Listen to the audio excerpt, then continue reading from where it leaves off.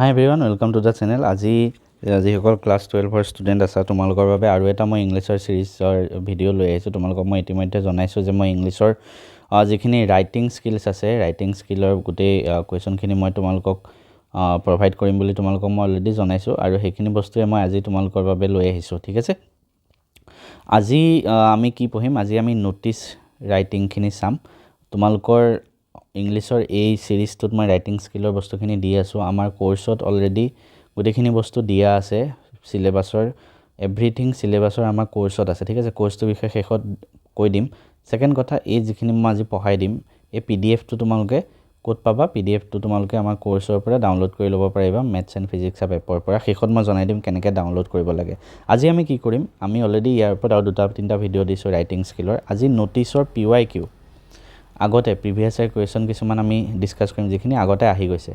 যোৱা 5 বছৰ কুৱেশ্যনবিলাক চালোঁ আৰু কেনেকৈ লিখিব লাগে মই তোমালোকক অলপমান আইডিয়া দি দিম। ঠিক আছে, প্ৰথম কথা, ন'টিছ 5 নম্বৰৰ এটা আহে ন'টিছ বা পোষ্টাৰ। তো পোষ্টাৰটো মই দেখুওৱা নাই, পোষ্টাৰটো বনোৱাটো অলপ টাইম যায় বা ধৰা চবৰে ইমান এটা আইডিয়া নাথাকিব পাৰে। তো ন'টিছটো 5 নম্বৰৰ যিহেতু হয়, মই দেখাই দিম তোমালোকক কেনেকৈ তোমালোকে লিখিবা। প্ৰথম আমি PYQৰ পৰা ডাইৰেক্ট দেখাই ষ্টাৰ্ট কৰিম। প্ৰথম কি কৈছে? ৱাটাৰ ছাপ্লাই উইল বি, এইবিলাক আগতে অহা কুৱেশ্যন হয়। Water supply will be suspended for 8 hours। টাইমো দি দিছে, ইমান ঘণ্টালৈকে ৱাটাৰ ছাপ্লাই ছাছপেণ্ড হৈ থাকিব। কিমান তাৰিখে? 5 April. For cleaning of the water tank. ঠিক আছে, ৱাটাৰ টেংকটো চাফা কৰাৰ বাবে ৱাটাৰ ছাপ্লাই বন্ধ হৈ থাকিব 8 ঘণ্টাৰ বাবে এইটো তাৰিখত। তুমি এটা ন'টিছ বনাব লাগে। তুমি কোন হয় সেইটোও দি দিছে, জনক জানকী, ছেক্ৰেটাৰী প্ৰশান্তি হাউচিং ছ'চাইটি। ঠিক আছে, এনেকুৱা দি দিলে তুমি এইখিনি ইউজ কৰিবই লাগিব। এতিয়া চোৱা কেনেকৈ কৰিবা। প্ৰথম কথা, ওপৰত কি থাকিব তোমাৰ?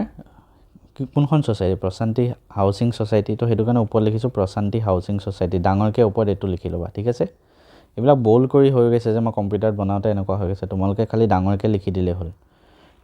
ডাঙৰকৈ লিখি এইখিনিতে ন'টিছৰ তলত তোমালোকে এটা লাগিলে আণ্ডাৰলাইন কৰি দিবা। ঠিক আছে, ইয়াতো আণ্ডাৰলাইন কৰি দিব পাৰে, 2টা আণ্ডাৰলাইন এনেকৈ। ন'টিছ কি ন'টিছ? এতিয়া চোৱা, এই ডেটটো ইম্পৰ্টেণ্ট হয়, ইয়াত কিন্তু মাৰ্কছ কাটি যাব পাৰে কাৰোবাৰ। চোৱা, কোনটো তাৰিখে ৱাটাৰ ছাছপেণ্ড হৈ থাকিব? 5 এপ্ৰিল। গতিকে ন'টিছটো তুমি 5 তাৰিখে দিলে নহ'ব। 5 তাৰিখে যদি পানী ছাছপেণ্ড হৈ থাকে, তুমি 5 তাৰিখে দিলেচোন কাজিয়া হৈ যাব। তো তুমি 2-3 দিন আগত দিব লাগিব, একেবাৰে বেছি আগতো নহয়। সেইটো কাৰণে ইয়াত আমি তাৰিখটো লিখিছোঁ 2 এপ্ৰিল। ঠিক আছে, কাৰণ 5 তাৰিখে বন্ধ হৈ থাকিব। হ'ল 2 এপ্ৰিল 2025। তাৰপিছত আমি কি লিখিম? তাৰপিছত ন'টিছৰ টাইটেলটো কি? Suspension of water supply. ইয়াত লিখি তুমি ধৰা এনেকৈ আণ্ডাৰলাইন কৰি দিলা। তাৰপিছত ন'টিছটো জাষ্ট 2-3টা লাইন লিখিলে হ'ল। ইয়াত কি? This is to inform all the residents that. সকলো ৰেচিডেণ্টছক আমি জনাওঁ যে water supply will remain suspended on ইমান তাৰিখ ফৰ 8 hours ফ্ৰম ইমান টু ইমান PM। এইখিনি কুৱেশ্যনতে দিয়া আছে।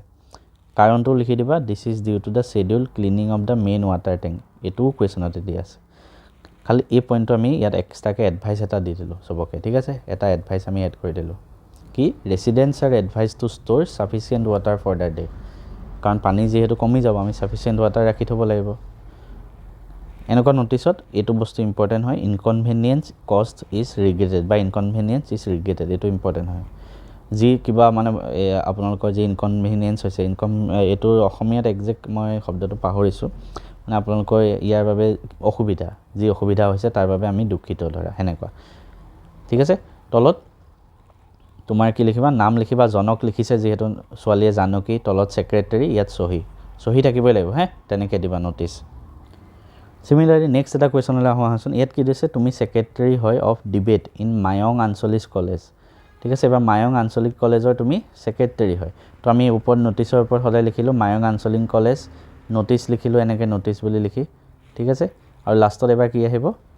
তুমি ছেক্ৰেটাৰী হয় ডিবেট ছ'চাইটি, লিখি দিছোঁ ডিবেট ছ'চাইটি বুলি। ইয়াত ডিবেট ছেক্ৰেটাৰী অফ ডিবেট বুলি লিখিছে যিহেতু, আৰু তোমাৰ নামো লিখিছে ইয়াতে যুক্তিমান আৰু যুক্তিমণি, চাইন ইয়ৰ চেল্ফ এছ। তো তুমি যে ল'ৰা হ'লে যুক্তিমান বুলি লিখি চাইন কৰি দিবা এনেকৈ। ঠিক আছে, তাৰপিছত টপিক কি? Right a notice for the students for inter college debate competition to be held shortly. তো আমি ন'টিছৰ টাইটেল কি লিখিম? Inter college debate competition. ঠিক আছে, এইটো টাইটেল লিখিলোঁ। তাৰপিছত ইয়াত ডেট ছেট একো দিয়া নাই, তো আমি যিকোনো এটা ডেট লিখিলোঁ, 15 ডিচেম্বৰ ইমান ধৰা। তাৰপিছত ইয়াত কিবা এটা মেনশ্যন কৰি দিছে যে মেনশ্যন ডেডলাইন, কিমান তাৰিখৰ ভিতৰত ৰেজিষ্টাৰ কৰিব লাগিব, টপিক কি হয় আৰু তোমাৰ চাইন। তো আমি প্ৰথম লিখিলোঁ this is to inform all the students. কাক এবাৰ আমি চবকে ইনফৰ্ম কৰিম? ষ্টুডেণ্টক। দিছ ইজ টু ইনফৰ্মটো চবতে কমন থাকিব, ঠিক আছে। কাক ইনফৰ্ম কৰিম? ষ্টুডেণ্টক। ডেট কি?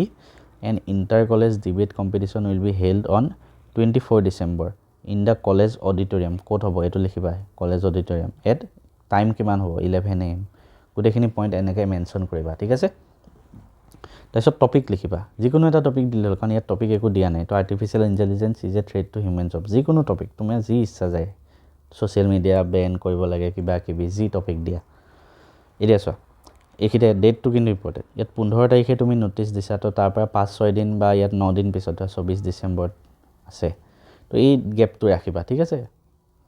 তুমি যিমান গেপ দিয়া, 5 দিনৰ গেপ দিলেও হ'ল, খালি এইটো তাৰিখত আমি ন'টিচ দিছোঁ, গতিকে অলপ দিন পিছত হ'ব লাগিব কম্পিটিশ্যনটো। তাৰপিছত interested students are requested to register their names with the undersigned মানে তলত যোনে চহী কৰিছে মোৰ লগত, অন অৰ বিফ'ৰ 20 ডিচেম্বৰ 2025। ইমান তাৰিখৰ আগত আমি তুমি তোমাৰ নামটো দিয়া। চোৱা, এতিয়া চোৱা, কথাটো হ'ল ইয়াত 15 তাৰিখে ন'টিচ দিছা, 24 তাৰিখে কম্পিটিশ্যন আছে, গতিকে মাজত অলপ সময় তোমাকো লাগিব। সেইবাবে তুমি 20 ডিচেম্বৰ ডেডলাইন দিলা। 15 তাৰিখে ন'টিচ দিলা, 5 দিন ল'ৰাখিনি ছোৱালীখিনিয়ে পঢ়িব, 5 দিনৰ পিছত 20 তাৰিখে সি তোমাক 20 তাৰিখৰ ভিতৰত নাম দিব, তেতিয়াহে তুমি 4 দিনত কম্পিটিশ্যনটো পাতিব পাৰিবা। তো এই ডেটবিলাকৰ খেলটোৱে ইম্পৰ্টেণ্ট হয়, ইয়াতে বহুত সোমাই থাকে, ঠিক আছে। নেক্সটটো চাওঁ আহা। নেক্সট এবাৰ কি কৈছে, এটা এডভাৰটাইজমেণ্ট লাগে। নিউজ পেপাৰত এখন এডভাৰটাইজমেণ্ট দিব লাগে। তোমাৰ নাম লিখিছে অন্বেষা বা Anirban, director of scholars academy, ঠিক আছে, য'ত কোচিং দিয়া হয় কম্পিটিটিভ এক্সামৰ বাবে। তো কেনেকৈ বনাবা চোৱা ধুনীয়াকৈ। ওপৰত লিখি ল'লা achieve your success, achieve your dreams with Scholars Academy. এইটো টাইটেল দিলা ধুনীয়াকৈ নিউজ পেপাৰ দিবৰ বাবে। তাৰপিছত নিউজ পেপাৰত যেনেকৈ এড আহে, তোমালোকে এইটো দেখিছাই, তলত লিখিবা, কাৰণ স্কলাৰ্ছ একাডেমি নাম দিয়া আছে, সেইটো কাৰণে আমি ইয়াত দিছোঁ। Expert coaching for competitive exams, কি এক্সাম, UPSC APSC যিকোনো দি দিয়া, বেংকিং ৰেলৱেজ, কি ফিচাৰ্ছ থাকিব সেইটো লিখিবা। তোমাৰ তাত জইন কৰিলে ল'ৰা ছোৱালীয়ে কি পাব? Experience faculty, comprehensive study material ধৰা পাব, মক টেষ্ট পাব, এটেনশ্যন, প্ৰভেন ৰিজাল্ট, টপাৰ্ছ, কিবা কিবি যি মন যায় তাকে লিখি দিবা। এই পইণ্টটো মেনশ্যন কৰিবা। তাৰপিছত নিউ বেটছেছ ষ্টাৰ্টিং চুন, এনৰোল নাও। তাৰপিছত কাক কণ্টেক্ট কৰিব? কণ্টেক্ট ডাইৰেক্টৰ, তোমাৰ নাম দিবা, কাৰণ তুমি ডাইৰেক্টৰ হয়, অন্বেষা বা অনিৰ্বাণ, ঠিক আছে, যিকোনো এটা নাম দিবা। তুমি ল'ৰা হ'লে অনিৰ্বাণ, ছোৱালী হ'লে অন্বেষা। ফোন নম্বৰ দিবা এটা, এড্ৰেছ দিবা এটা যিকোনো, ঠিক আছে। তো এই হিচাপত তুমি এডভাৰটাইজমেণ্টটো দিলা। নেক্সট মেবি আৰু 2-3টা কুৱেশ্যন আছে, কেইটা আছে? 3টা আছে, আমি দেখাই আছোঁ চোৱা।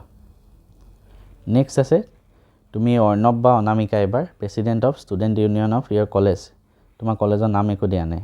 ইয়ৰ college is organizing an inter college song and dance competition. অথনিটোৰ নিচিনা অলমষ্ট ছেইম হয়, তো মই বাৰে বাৰে কৈ নাথাকোঁ, একো চাই থাকিবা। অথনিটোৰ নিচিনা যোনটো ডিবেট কম্পিটিশ্যনৰ নিচিনা ছেইম, বাট ইয়াত কলেজৰ নাম দিয়া নাই, গতিকে আমি যিকোনো নাম দিব পাৰোঁ। চিটি কলেজ ন'টিচ দিলোঁ, তাৰিখ দিলোঁ, এইটো হ'ল ইমান তাৰিখৰ ভিতৰত দিব লাগে। তাৰিখখিনি ভালকৈ মনত চাবা, এইখিনি বস্তু, ঠিক আছে। নেক্সট এইবাৰ আকৌ আহিছে, তুমি গৌতম বা গীতা হয় general secretary of Radhakrishnan college, ঠিক আছে। তো আমি এবাৰ তলত কি লিখিম? গীতা বা গৌতম যি হয় জেনেৰেল ছেক্ৰেটাৰী এনেকৈ লিখিম, কাৰণ তুমি জেনেৰেল ছেক্ৰেটাৰী হয় বুলি লিখি দিছে GS। কোন কলেজ? ৰাধাকৃষ্ণন। তো কলেজৰ নাম আগত, ন'টিচ তলত, ঠিক আছে, তাৰিখটো দিলোঁ। এইবাৰ কি কৈছে? Organizing an educational trip to Guwahati during summer vacation. তো এডুকেশ্যনেল ট্ৰিপ টু দেলহি, মই গুৱাহাটী ক'লোঁ, দেলহি।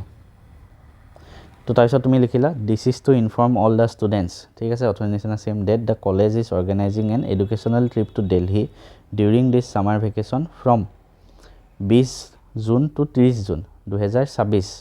কাৰণ ছামাৰ ভেকেশ্যন জুন মাহতে হ'ব। তুমি যদি ইয়াত ডিচেম্বৰ লিখি দিয়া, মানে কাটিও দিব পাৰে, কাৰণ ডিচেম্বৰত গৰম বন্ধ হ'ব জানো? তুমি জুন জুলাই তাৰিখে দিব লাগিব আগন্তুক দিনৰ, ঠিক আছে, সেইটো কাৰণে আমি এইটো দিলোঁ। তাৰপিছত দিলোঁ interested students must submit their names along with নামটো দিবই লাগিব, তাৰ উপৰি কনচেণ্ট লেটাৰ ফ্ৰম পেৰেণ্টছ, কাৰণ পেৰেণ্টছৰ কনচেণ্ট লেটাৰ থাকিব লাগিব, আৰু এটা এডভান্স পইচা দিব লাগিব, এডভান্স অফ 5,000, তেতিয়াহে ট্ৰিপটো প্লেন হ'ব বাই 15 জানুৱাৰী। কাৰণ আমি 15 ডিচেম্বৰত ন'টিচ দিছোঁ, 1 মাহ সময় চবকে দিছোঁ, 15 জানুৱাৰীৰ ভিতৰত তোমালোকে এইখিনি বস্তু আমাক ছাবমিট কৰিবা, ঠিক আছে।